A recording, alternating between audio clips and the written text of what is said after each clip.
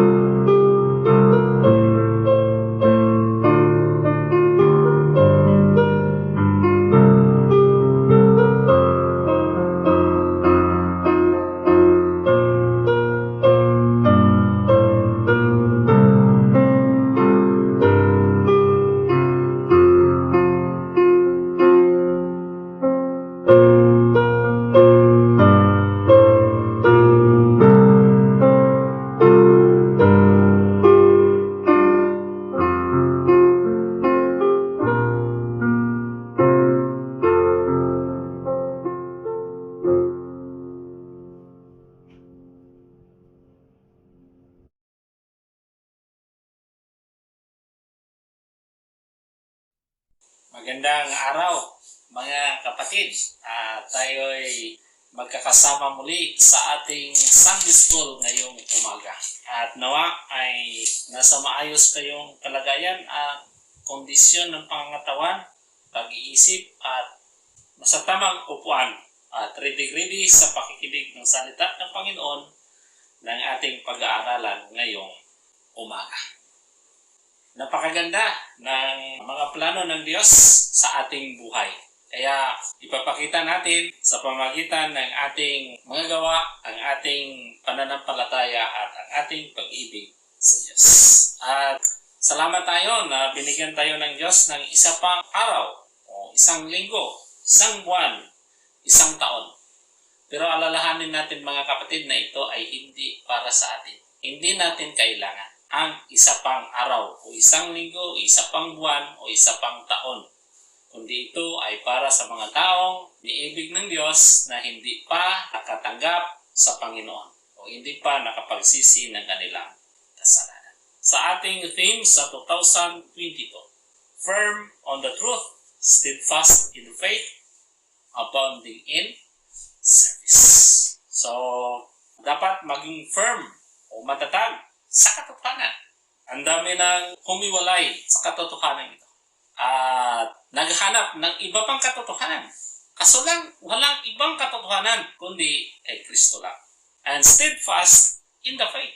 Dapat malakas tayo sa ating pananampalataya. Kasi kailangan tayo ng Diyos para sa mga taong hindi pa naligtas. Biruin mo imbawa ako, sumampalataya sa Panginoon na aking tagapagligtas at Panginoon. Tapos, malaman nila na hindi na ako nagsaserve sa Panginoon, di ba? Parang sabihin nila, wala palang sinabi yung anak ng Panginoon na si, di ba? So, sinong nai-insulto? Hindi ako, kundi ang Diyos na pinaglilingkuran. And abounding in service. Ayan, dapat maging masagana ang ating pagsiservisyo sa Panginoon. Yun nga yung kasabihan o sinasabi ng mga tao na aalagwa. Ibig sabihin talagang magbibigay energy or maging energetic sa pag-serve sa Panginoon. Sabi nga sa 1 Corinthians 15:58, Therefore, my beloved brethren, be steadfast and unmovable always, abounding in the work of the Lord, for as much as you know that your labor is not in vain in the Lord. So dahil alam natin na ang ating mga ginagawa ay hindi walang kabuluhan sa Diyos, dapat mag-double time tayo o triple time. Habang may panahon na gumawa ng mabuti, ay gumawa ng mabuti. Naalala ko lang yung iniigiban namin ng tubig o yung binibilhan namin ng tubig. Every time na magbili kami ng tubig, hindi ko na pinapabuhat at pinapabalot sa kanila, kundi ako na yung nagbabalot ng container at ng ikakarga sa sasakyan. Kasi usually, kinakarga nila sa sasakyan, kukunin nila ang container. Pero sa akin, hindi. Tapos bandang huli, parang may napansin sila sa akin. Hindi ko naman pinagmamayabang. Pero yung mga maliliit na bagay, mga kapatid, na makabawas-bawas sa kanilang kabisihan, gagawin na natin. Para parang bato. No? Ang iba, nagbibili, talagang kung pwede pa lang, bubuhatin mo siya, paakyat sa kanyang sasakyan. Pero ito, so, Revelation chapter 1 verse 9, I, John, who also am your brother and companion in tribulation and in the kingdom and the patience of Jesus Christ, was in the isles that is called Patmos, for the word of God and for the testimony of Jesus Christ. So itong si John ay nakarating doon sa island of Patmos para sa salita ng Panginoon at sa testimony ni Jesus Christ. Alam natin na ang Pilipinas ay nasa 7,000 plus islands. Madami yun. So, ang ganda na ang verse na ito ang nilagay dyan sa taas ng ating building. For the word of God and for the testimony of Jesus Christ. Bakit? Ano ba yung salita ng Panginoon? Totoo ba? Tinutupad ba niya? Kung tinutupad niya at tutuparin pa niya, yun yung pinakamaganda eh. At ang testimony ni Jesus Christ, maganda ba? May pagmamalaki ba ito ng mga taong sumunod sa Panginoon mula noong sila'y maligtas hanggang sa huling hininga? Kung maipagmalaki, mga kapatid, napakasarap maglingkod sa Panginoon. Kaya isa sana sa daily desire ko, total, huli naman ako dumating dito sa Pildira. Gusto kong malaman kung sino-sino yung mga taong naging unang pastor. Sinong pastor ang naglagay dyan sa taas ng building na to, ng verse na ito? Revelation 1:9. Ilang taon niyang pinag-pray ang verse na ito na ilagay dyan. Hindi naman siguro na isang kisap mata. Ito yung ilalagay ko sa First Baptist Church of Pildira na verse. Revelation 1:9. Hindi ganun. Kundi, pinag-pray, hindi ko alam kung ilang taon, at gusto ko rin malaman kung sino na yung mga worker or mga Christians na namatay mula nung sila'y naging Christian hanggang sa huling hininga. At maibalik natin yan doon sa kamatayan ni Jesus Christ. Dahil buhay ang binayad ng Diyos sa ating mga kasalanan. Therefore, dapat buhay din ang ating ilalaan para sa Kanya. February theme, share abroad the love of God. Nakita natin na ang pag-ibig ng Diyos ay laganap na sa buong mundo. Ang problema minsan, mga kapatid, hinahanap natin ito sa tao. Sa ating mga asawa, sa ating mga kapitbahay, sa ating mga kapatid, sa ating mga relatives, sa mga anak, at mismo sa ating mga alaga. Pero ang tunay na pag-ibig, mga kapatid, ay nasa Diyos lang. Kasi ibigin mo man ang tao ng buong puso, iiwan tayo dyan. Diyos lang ang may sabi na hindi niya tayo iiwan at pababayaan man. O palagay natin, iibigin nila ako ng buong puso. Kawawa naman ang mga nagmahal sa akin. Dahil ako ay dadaan lang dito sa mundo. Kaya maawa tayo sa mga taong nagmahal sa atin ng gusto. Pag dating ng araw, iiyak sila. At halos mamamatay sa lungkot dahil minahal nila tayo ng gusto. Tama na yung 50%, 40%, 60%. Tama na yun. Okay na yun. Huwag yung mga 99.9 sobra na yan. 10 verse. And hope maketh not ashamed, because the love of God is shed abroad in our heart by the Holy Ghost, which is given unto us. So, namumunga tayo ng pag-ibig dahil sa Espiritu Santo na nandito sa atin sa Romans 5:5. Ibig sabihin, hindi kubunga ang umibig. Kasi ang pag-ibig dahil sa Espiritu Santo. Yan ay bunga ng Espiritu Santo. Ang sa akin ay galit, inis. So, wala. Kaya sa Romans 5:6, for when we were yet without strength, in due time Christ died for the ungodly. So, sino yung sinasabi nila na without strength? Or sabi ni Paul na without strength o walang lakas na gumawa ng kalooban ng Diyos? Tayo yun. Ako yun. Unbeliever pa ako noon. Namatay na si Jesus Christ dahil sa aking mga kasalanan. Ngayon, naging makadiyos na o umiibig na sa Diyos. Kaya napakaganda na nakita natin na ang pagkamatay ni Jesus Christ sa cross ng Kalbaryo ay hindi. Topic natin sa ating Sunday School, Lessons of Faith. Ano kayang maaaring iaral o aralin natin sa pamamagitan ng pananampalataya? Sa Romans 1:17, as it is written, the just shall live by faith. Nasulat na ang matuwid ay namumuhay sa pananampalataya. Oops! Teka lang. Palagay natin si Abraham. May pananampalataya ba siya? Ephesians 2:8, for by grace are ye saved through faith, and not of yourselves, it is the gift of God. So, ang kaligtasan ay regalo ng Diyos sa pamagitan ng pananampalataya. Hindi ito sa ating mga gawa. Alam naman natin na ang tao, pag nakagawa ng mabuti, ay magmamayabang talaga yan. Ito ang nakakalungkot na balita, mga kapatid.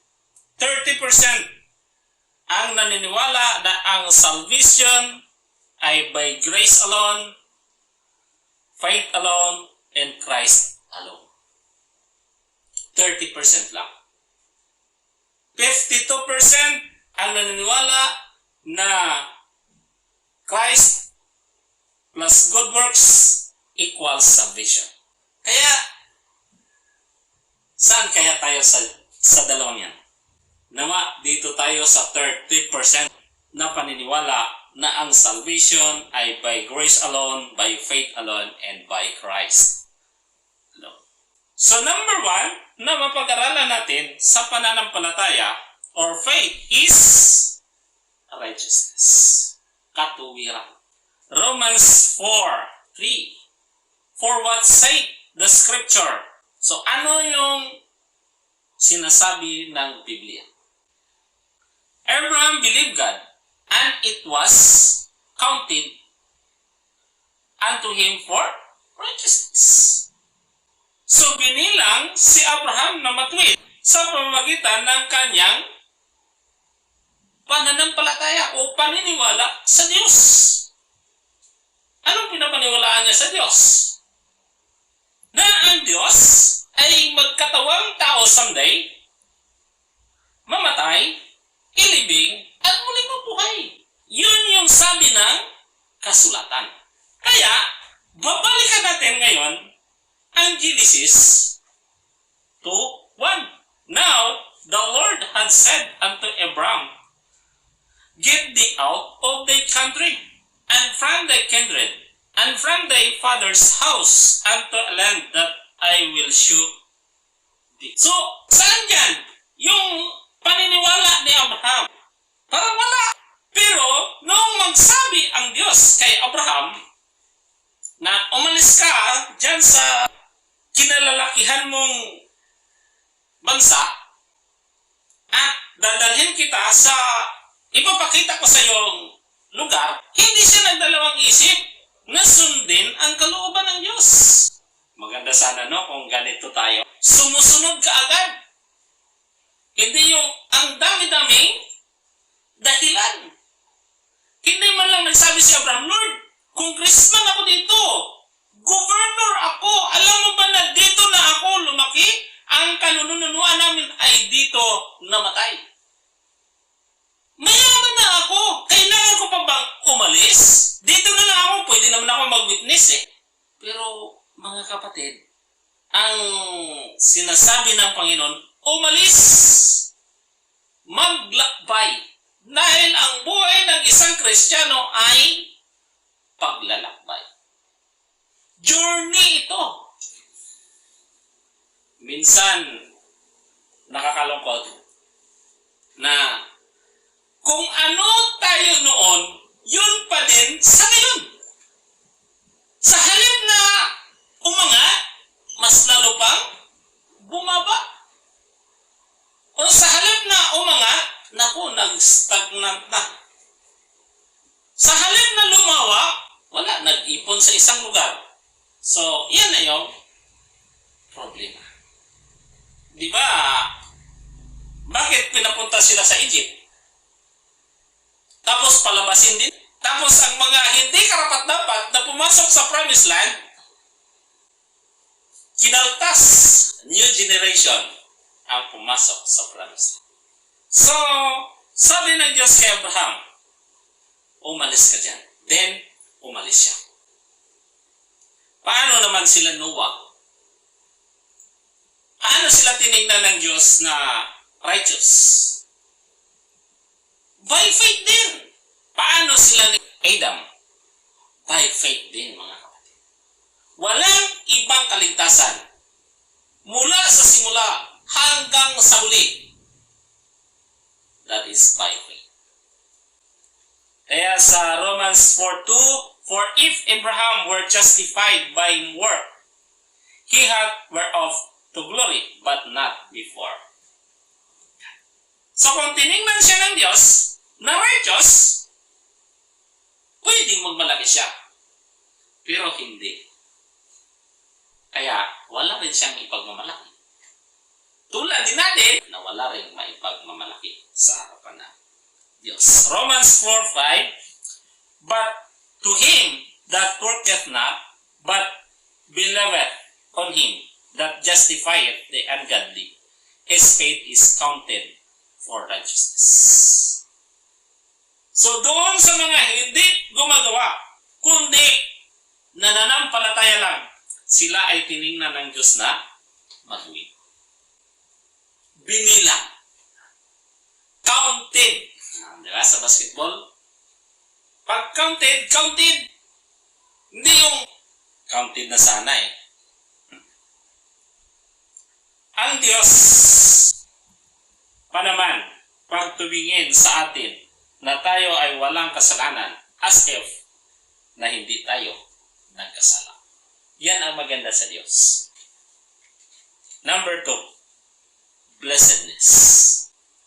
Sino kayang may sabi na ang taong pinatawad na ang kanyang kasalanan ay dapat magsaya?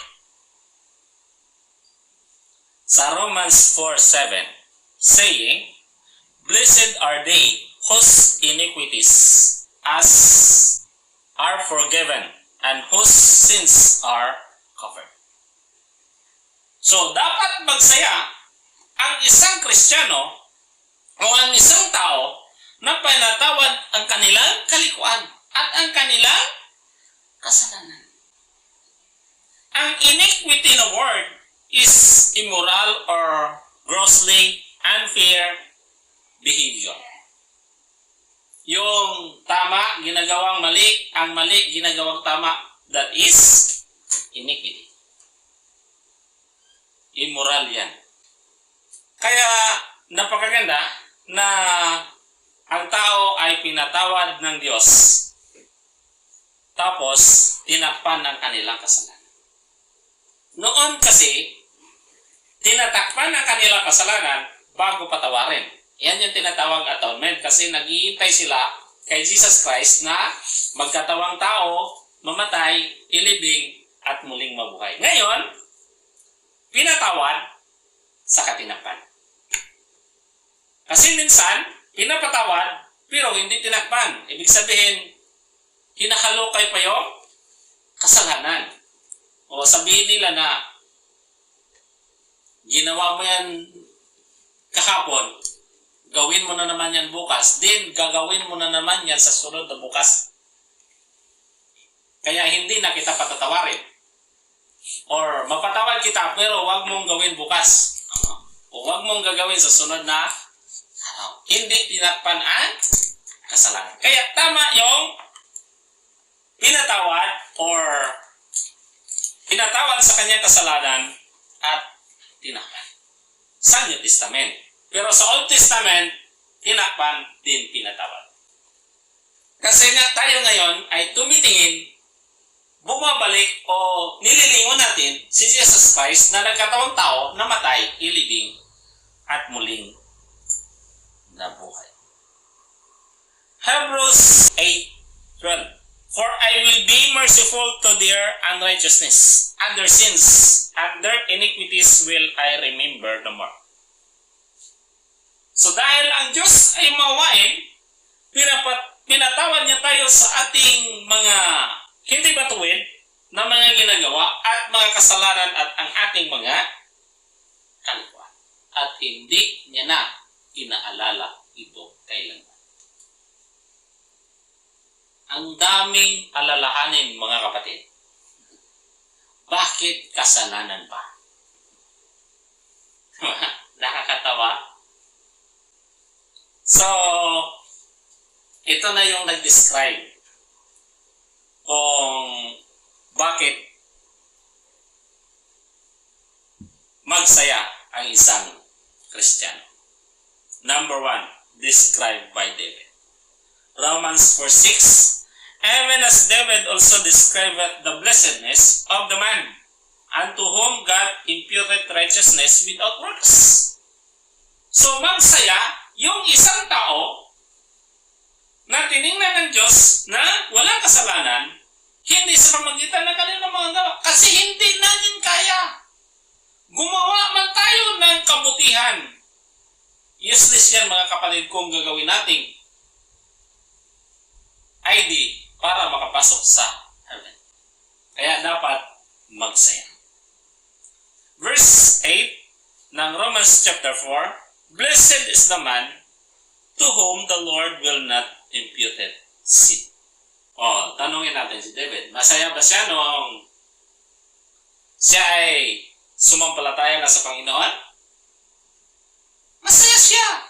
Di ba, noong hinamon ng mga lahi ni Goliath, ang mga Israelita, kung sino yung malakas sa inyo, lalaban sa akin. Kung matalo ako, aalipinin niya kami. Pero kung matalo siya, aalipinin namin kayo. So walang lumaban. Bakit takot? Noong si David pumunta doon, maghatid ng pagkain, narinig niya na inaalipusta ng ni Goliath ang Diyos nila. So anong nangyari? Pagkarinig niya, sino ang uncircumcised na yan? Ibig sabihin, mga marumi, hindi pinatawad ng kanilang kasalanan. Inalipusta ang ating Diyos. Psalm chapter 1. Blessed is the man that walketh not in the counsel of the ungodly. Bakit? Kasi sa halip na pagtuunan yung salita ng Panginoon, ay sa halip na mag-pray, ako hindi na nakapag-pray kasi kunti na nga lang ang extra time dahil sa kabisihan, ginamit pa. Okay naman yan, mga kapatid, kung ating chinichismis ay salita ng Panginoon. Pero kung nagchismis lang tayo or nakipagkwentuhan lang tayo na wala namang kabuluhan, useless lang. Buti pa nag-aral ka ng salita ng Panginoon. Kaya sa Deuteronomy 36, Deuteronomy 30 verse 6, and the Lord thy God will circumcise thine heart, and the heart of thy said to love the Lord thy God with all thy heart and with all thy soul, that thou mayest live. So, ang naglilinis o ang nag-upira or nag-open ng ating puso ay ang Diyos. Nililinis niya, kinukuha niya yung lahat ng dumi dyan sa ating mga puso. Kaya, minsan, nasaktan tayo sa mga mensahe. Minsan, naiiyak tayo. Minsan naman, blessed na blessed tayo. Bakit? Kasi nililinis ng Diyos ang ating mga puso nang sa gayon ay ibigin natin siya ng buong lakas, ng buong puso, ng buong kaluluwa, at ng buong pag-ibig. Number 3, there is no law. Bakit? Walang batas kung may pananampalataya ang isang tao. Dahil yun sa Diyos. Di ba si Sarah ay baog? Tapos, maliban sa baog, siya ay minupos na. Pero, hindi yun hadlang para ang Diyos ay gumawa ng isang makapangyarihan. Siguro dati, sinichismis siya ng mga tao. Alam mo naman ang mga tao, di ba? Na naghanap lang yan ng mga kapintasan. So, ano na lang pala? Ang ating ipapairal sa ating tahanan, sa church, kung wala ng batas. Romans 4:15, because the law worketh wrath, for where no law there is no transgression. Kaya dumarami yung kasalanan kasi daming batas. Kaya, ang isa sa pinapairal dapat sa tahanan ay pag-ibig or love. Romans 4:16, therefore it is of faith that it might be by grace to the end, the promise might be sure to all the said, not to that only which is of the law, but to what also which is of the faith of Abraham, who is the father of us. Diruin mo yan, mga kapatid.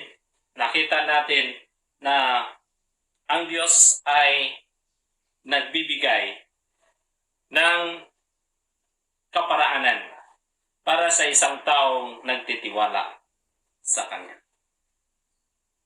Pinakatisting kay Abraham, kung siya talaga ay nananampalataya, noong sinabi ng Diyos na ialay mo ang iyong anak sa bundok na sasabihin. Kaya pagsabi ng Diyos, Abraham, sagot niya sa Diyos, here I am, Lord. Ibig sabihin, handa siya na gawin kung ano ang kalooban o papagagawa ng Diyos sa kanya. So pagka umaganon, naghanda siya, lahat ng pangangailangan, tapos, nagsimula na maglakad. 3 days, mga kapatid, na naglakad itong si Abraham at ang kanyang anak. Papunta sa lugar kung saan ialay ang kanyang anak. So, nagkukwentuhan sila. Biruin mo yan. So, grabe yung pressure kay Abraham. Kaso lang hinihingi ng Diyos. At doon pa talaga sa bundok kung saan niya sasabihin. Sinunod niya lahat ng instruction. Hindi niya sinabi, Lord, pwede naman yan dito, bakit doon pa? Ang daming mga tao, mga kapatid, pasado sa mundo, pero bagsak sa Diyos. At ang daming mga taong bagsak sa mundo, pasado sa Diyos. Romans 4:17, as it is written, I have made thee a father of many nations before him, whom he believed, even God, who quickeneth the dead, and calleth those things which be not as thought they were. Romans 4:20, he staggered not of the promise of God through unbelief, but was strong in faith, giving glory to God. So para mabigyan ng kalwalatian na ang Diyos, tinayuan nila kung ano ang pananampalataya nila sa Diyos.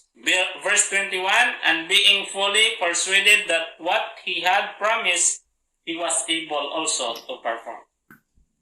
So, tayong mga tao, nagpa-promise, pero hindi natin nagagawa. Pero ang Diyos, pag nag-promise, siguraduhin mo na i-perform niya kung ano yung kanyang sinabi. Verse 24, but for us also to whom it shall be imputed if we believe on him that rise up Jesus our Lord from the dead. So tayo ay ligtas or tayo ay matuwid sa harapan ng Diyos kung sinasampalataya natin na siya ay nagkatawang tao, inilibing at muling nabuhay. Tandaan natin ang lesson na ating matutunan, mga kapatid. Una, righteousness. Number 2, blessedness. Number 3, there is no law. God bless at mag-ingat pa din po tayo dahil ang COVID ay nasa paligid pa din natin. Paalam!